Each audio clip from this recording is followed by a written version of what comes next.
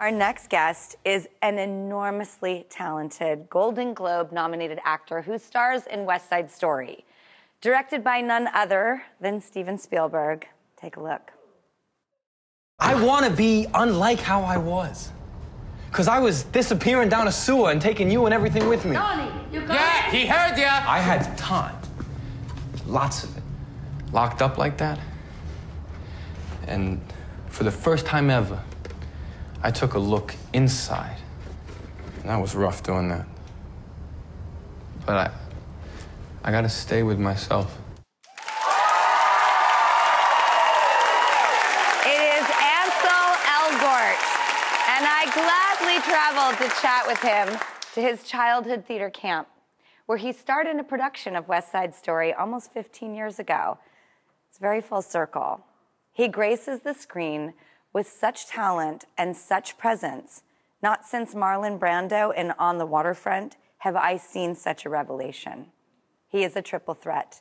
Ansel Elgort began at the very place that I'm about to take you to. Here's our on-location conversation with the incredible Ansel Elgort. This is my first time back at Stagedoor Manor in 10 years. I spent 7 summers here when I was between the ages of 10 and 17. It's really nostalgic. A little smaller than I remembered it, to be honest. Wow. And the ladders. Oh, hello. Nice to meet you. Thanks for coming. I know it was a long ride. I would have traveled to the moon for you. I can't take the end of the movie. Oh my God, yeah, you saw the movie. So yes. You're seeing me a little bit as Tony? A lot. Well, I still see you in E.T., so. You're Tony and I'm Gertie? Yeah. Well, then that's the Those are good perfect characters. bridge. Did Steven Spielberg change your life? Yeah, definitely.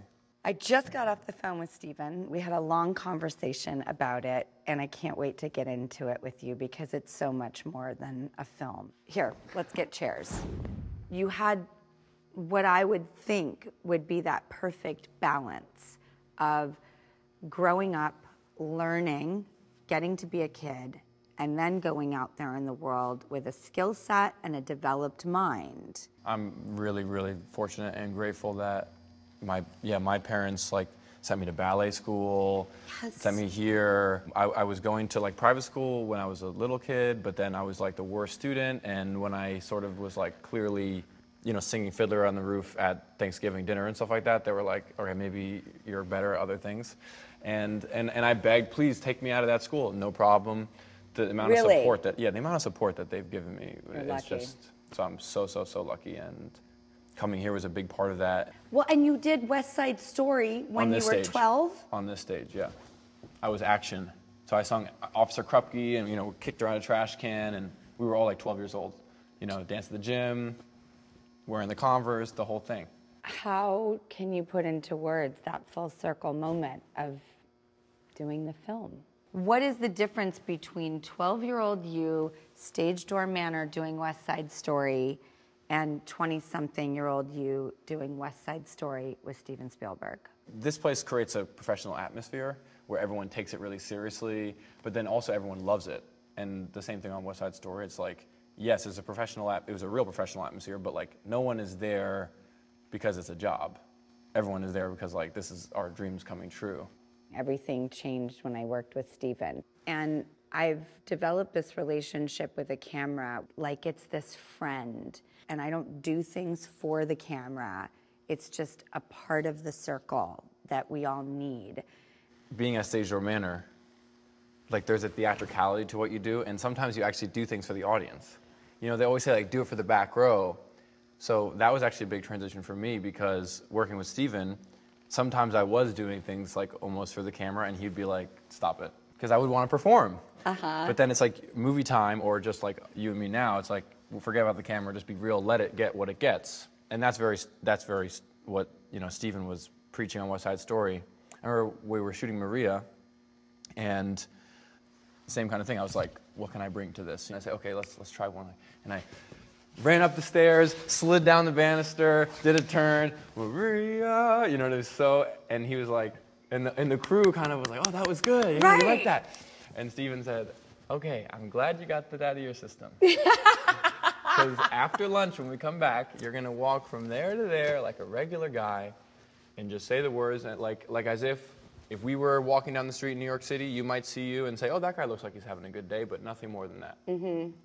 And he was right. Even with Steven Spielberg, you can fail, and he'll catch you, which is nice. He pointed out every time I failed, which was great. I remember one time we were in the Rumble, take 3 or 4, I still hadn't done what Steven wanted. And he just came over to me, grabbed my hands, and said, you're not bringing it. You're not bringing it. Next take, boom, emotion, no problem. He knows. But he knows how to do it. That's what we need. I love that we're in jobs that allow us to become completely different people from one second to another. I live for directors to come at me and help shape me, mold me. Yeah. George Clooney literally came up to me and goes, if you take your eyes off Sam Rockwell for 1 second, I'm cutting. 1 second. It was the best take I did in the whole movie.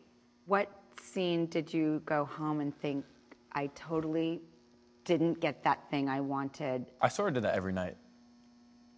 But, you know, you have to kind of accept that what you do is what you do. That's the only frustrating thing about movies, is that you don't get to go back and do it again. That's why I kind of want to do Broadway next or something like that. So you get offered anything on Broadway that you want to go do next. What do you do?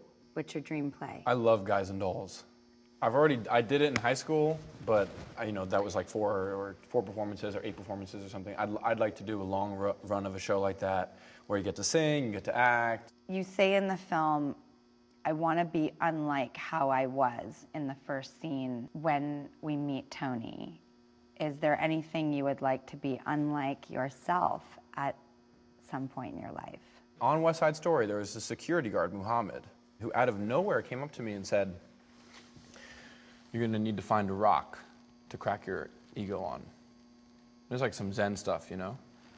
And I'm like, nice to meet you, you know? I'm Ansel. He's like, I'm Muhammad.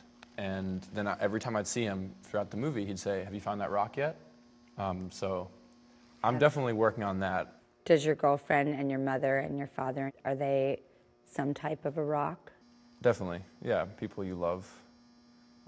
And I also just think it's like a matter of perspective. My mother is a pretty great person, and she is loving to everyone and open to the world around her, and doesn't really have an ego, and so I definitely aspire to be like her. My father's ego is through the roof, but he's hilarious, so it's okay. I heard he has a great sense of humor. Yeah, amazing, yeah, he's the funniest guy.